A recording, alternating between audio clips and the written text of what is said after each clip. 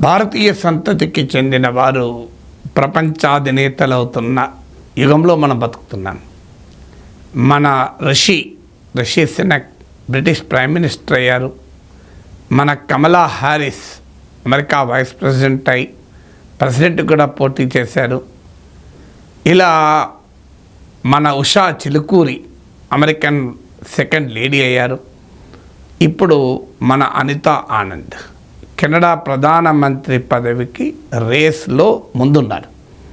Justin Trudeau భారత వ్యతిరేక విద్వేషంతో ప్రధానమంత్రిగా పనిచేసి చివరకు పాపులారిటీ రేటింగ్ ఘోరంగా పతనమై సొంత పార్టీలోనూ మిత్రపక్షాల్లోనూ ప్రజల్లోనూ వ్యతిరేకత మూటగట్టుకుని ఇంటికి పోతున్న సందర్భం.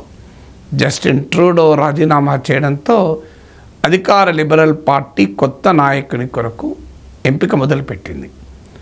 అఫ్కోర్స్ అనితా ఆనంద్ పేరు ఫైనల్ కాలేదు.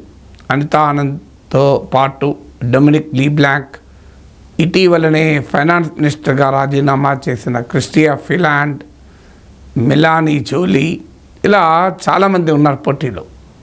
సో ఎవరవుతారో చెప్పలేము. బట్ ఆ పోటీలో ఉన్న ఫ్రంట్ రన్నర్స్లో మన అనితా ఆనంద్ కూడా ఉన్నారు.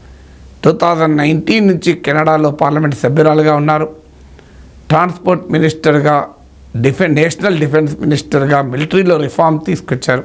మరి ముఖ్యంగా కోవిడ్ టైంలో మినిస్టర్ ఫర్ పబ్లిక్ సర్వీసెస్ ఉండి కోవిడ్ బాధితులకు సేవలు అందించడంలో చాలా కీలక భూమిక పోషించారు.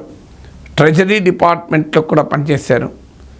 ఇలా వివిధ రంగాల్లో విశేషమైన అనుభవం కలిగిన మంత్రిగా అనితా ఆనంద్ ప్రధానమంత్రి పదవికి ముందు వరుసలో ఉన్నారు.